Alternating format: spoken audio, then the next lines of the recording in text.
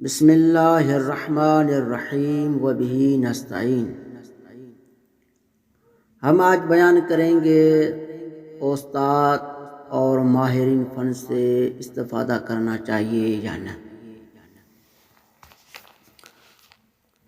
اگر کوئی بندہ سوال کرے کہ استاد اور ماہرین فن سے استفادہ کرنا چاہیے یا نہ،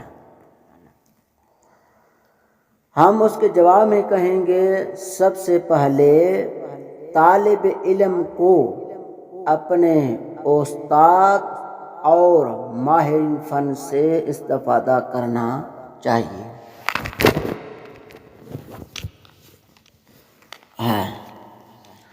اگرچہ مہم نقطہ ہے، توجہ کریں، اگرچہ آپ خود فن میں ماہرین ہو، پھر بھی استاد اور ماہرین فن سے استفادہ کرنا چاہیے۔ ان کا بے لوث تعاون اس کے لیے اہم مراجع کے نشاندہی کا دروازے کھول دیتا ہے اور تکبر ختم ہو جاتا ہے، اور اکثر فن میں ماہر ہوتے ہیں وہ مقالے میں دوسروں فن کے ماہرین سے استفادہ نہیں لیتے ہیں، وہ غلطان کر رہے ہیں، کیونکہ انسان غلطی کا ایک پتلا ہے۔ کیونکہ اس کی اپنی غلطی محسوس نہیں ہوگی جب دوسرا اس کی نشاندہی کرے، اس لیے ماہرین فن کو چاہیے کہ دوسرے ماہرین فن سے مدد۔ اس کے بعد ہے کہ اگر موضوع کے انتخاب کرنے میں کون سے چیزوں سے آشنا ہونا چاہیے۔ موضوع کے انتخاب کرنے میں کون سی چیزوں سے آشنا ہونا چاہیے؟ 9 چیزیں ہیں، توجہ کریں۔ اول، اس موضوع کی تاریخ سے آشنائی ہو، اس موضوع کے فلسفے یعنی عقلی بحث کو اس موضوع کے متعلق ہیں اس کو جانتے ہو،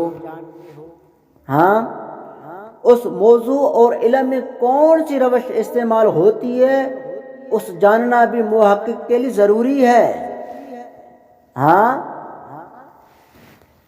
اس موضوع اور علم میں نسبی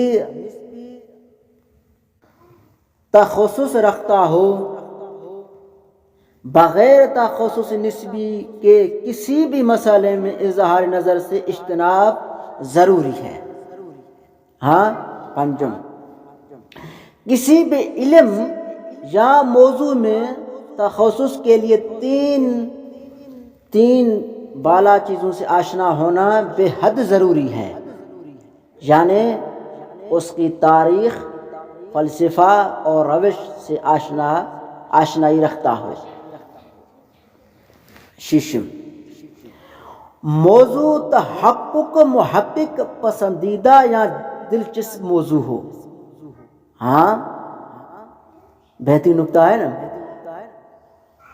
موضوع تحقق محقق پسندیدہ یا دلچسپ موضوع ہو۔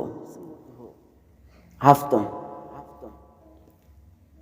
ایسے موضوع پر تحقیق ہونا چاہیے جو 3 طبقات یعنی معاشرے، رشتہ داروں یا خود محقق کی مشکلات میں سے کسی ایک کی مشکل کو حل کرے۔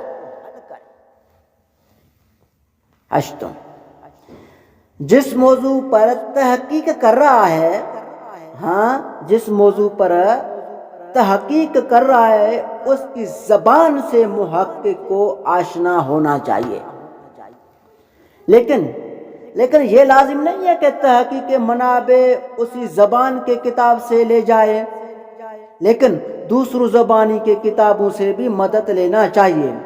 مثلا اردو زبان میں تحقیق کر رہا ہے تو منابع کے لیے یہ ضروری نہیں ہے کہ سندھی اور اردو زبان میں تلاش کرے یا ایسی منابع اختیار کرے جن میں معمولاً سندھی یا اردو زبان حضرات کے دسترسی ہو، ایسا نہیں ہے۔ ہاں،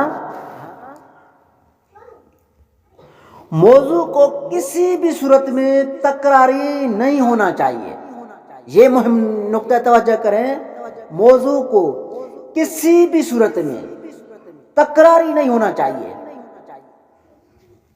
اس چیز کا لحاظ رکھیں۔ ہاں، موضوع کو کسی بھی صورت میں تکراری نہیں ہونا چاہیے۔ اگر کوئی ایک کتاب کا ترجمہ کرے، ہاں، تو ترجمے کرنے میں کون سے مراحل کی رعایت کرنا چاہیے؟ غور کریں۔ ہاں، اگر کوئی طالب علم ترجمے کرنے میں مثلا ایک کتاب ہے، اس کا ترجمہ کرنا چاہتا ہے، تو ترجمے کرنے میں کون سے مراحل کی رعایت کرنا چاہیے؟ اول، ترجمے کو بنیادی تحریر کے الفاظ پیش کرنے چاہیے۔ ہاں، دوم،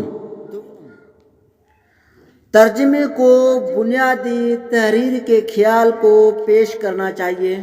ہاں، ترجمے کو اصل تحریر کے اسلوب کے عکاسی کرنا چاہیے۔ ترجمے کا اسلوب ترجمے سا ہونا ہی چاہیے، ترجمے اصل تحریر کا ہم اثر نظر آنا چاہیے، نظم کا ترجمہ منظوم ہونا چاہیے۔ ہاں، آخری مرحلہ ہے، ترجمے میں اصل کمی پیشی نہیں کرنی چاہیے، یہ مہم نکتہ ہے۔ ہاں، یعنی خیانت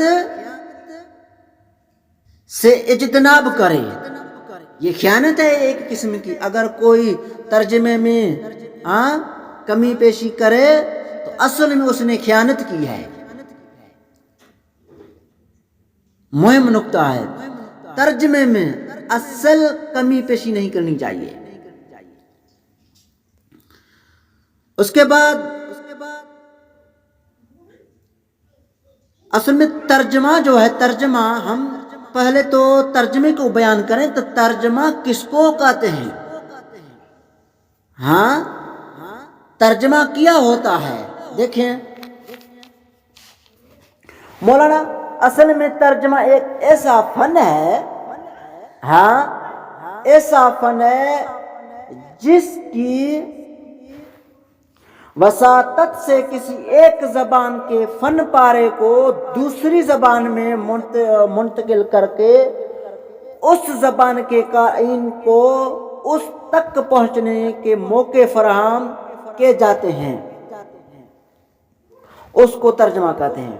دیکھیں، بس ترجمہ ایک زبان کے ویسے ہی متن میں منتقل کرتا ہے، اور ابتدائی متن میں جو تمدن اصطلاحات ہوتے ہیں ان سے بھی متعارف کراتا ہے۔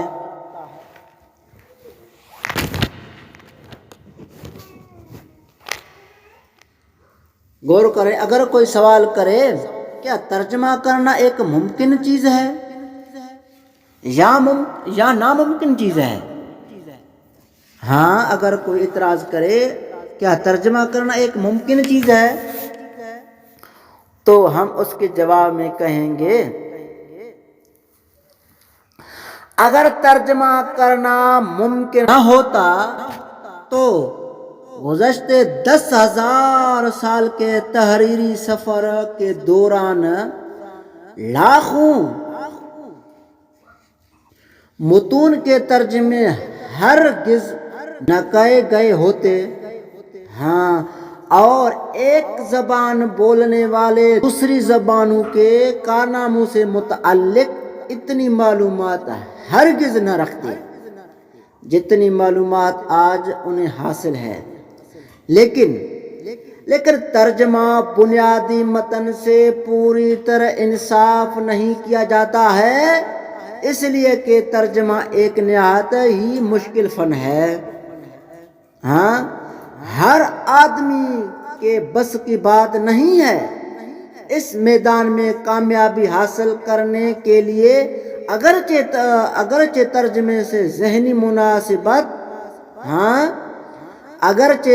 مناسب بہت ضروری ہے، اس کے باوجود کچھ اصول و ضوابط ایسے بھی ہیں جن سے کما حق و واقفیت کے بغیر ذہنی مناسب بھی وہ نتائج حاصل نہیں کر سکتی جو اس فن کا تقاضا ہے۔ یہ بھی بیان کروں کہ محقق کو ایک جاسوس کی طرح ہونا چاہیے۔ ہاں، کیسے؟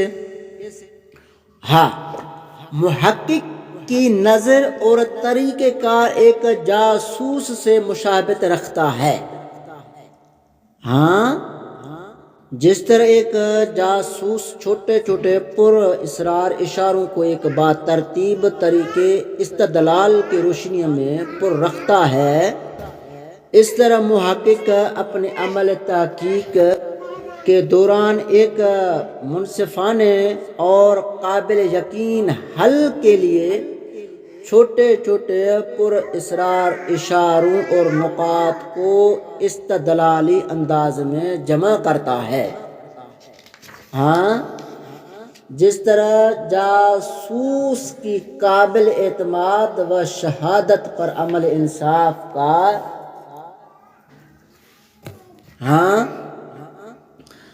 انحصار رہتا ہے، اسی طرح محقق کی حاصل کردہ شہادتیں ہی اس کے نتائج کو قابل قبول بنا سکتی ہے۔ ایک کامیاب جاسوس کی طرح محقق کو بھی یہ معلوم ہونا چاہیے کہ پر اسرار اشارے کہاں سے مل سکتے ہیں۔ ہاں، محقق کو ان اشارات کو جمع کرنے، ان کو ترتیب دینے اور ان کا تجزیہ کرنے کے علم میں ماہر ہونا چاہیے۔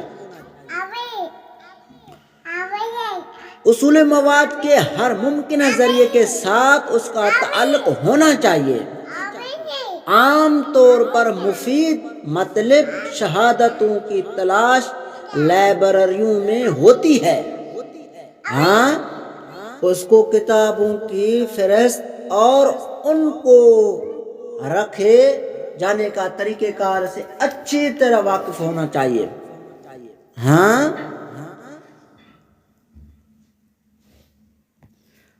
تاکہ مواد کی تلاش جلد اور مکمل اندازی میں ہو سکے۔ ہاں، مواد کے انتخاب مہارت بھی ضروری ہے تاکہ وہ ضروری مواد کو نظر انداز کر کے اپنے لیے مفید اور ضروری مواد ہی جمع کر سکے۔ اگر ضرورت سے کچھ زیادہ مواد جمع کر لیا جائے تو کچھ حرج نہیں ہے۔ ہاں، لیکن ضروری سے کم مواد کی فراہمی تحقیقی عمل میں کسی وقت بھی خلل ڈال سکتی ہے۔ ضروری اور مہم بات: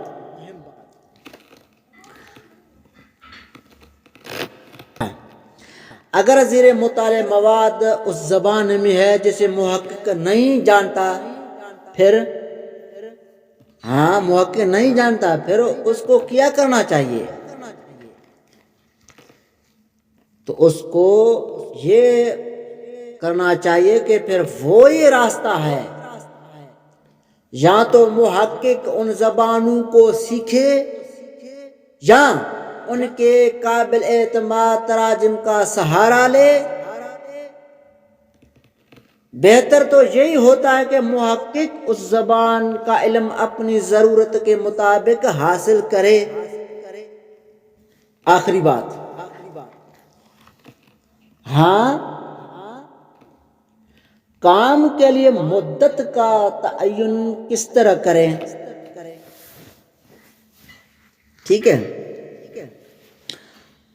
اگر کوئی سوال کرے کام کے لیے مدت کا معین کس طرح کریں، تو اس کے جواب میں ہم کہیں گے، رہنمائی کریں گے کہ اس سلسلے میں محقق کو اطلاع کار کے ساتھ نشستیں کرنی پڑتی ہے۔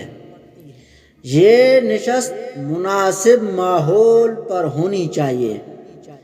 اس نشست کی مدت بھی متعین ہوتی ہے، نہ تو بہت زیادہ مختصر نہ بہت زیادہ طویل۔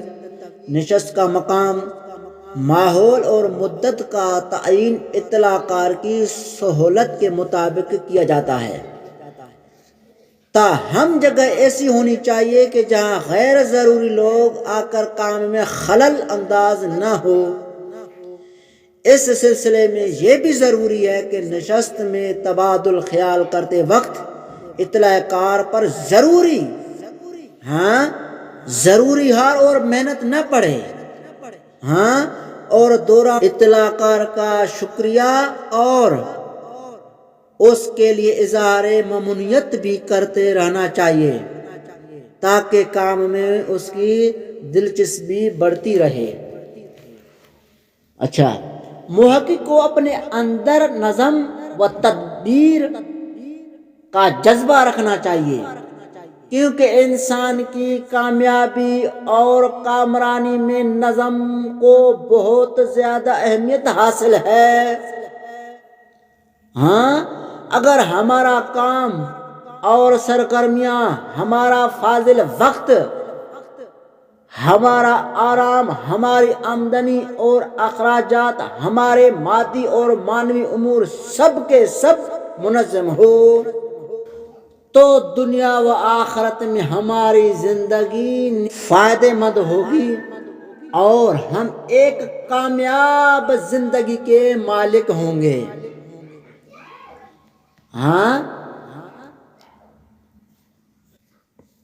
منظم کی کامیابی کا راز کیا ہے؟ اور بد نظمی کا نقصان کیا ہے؟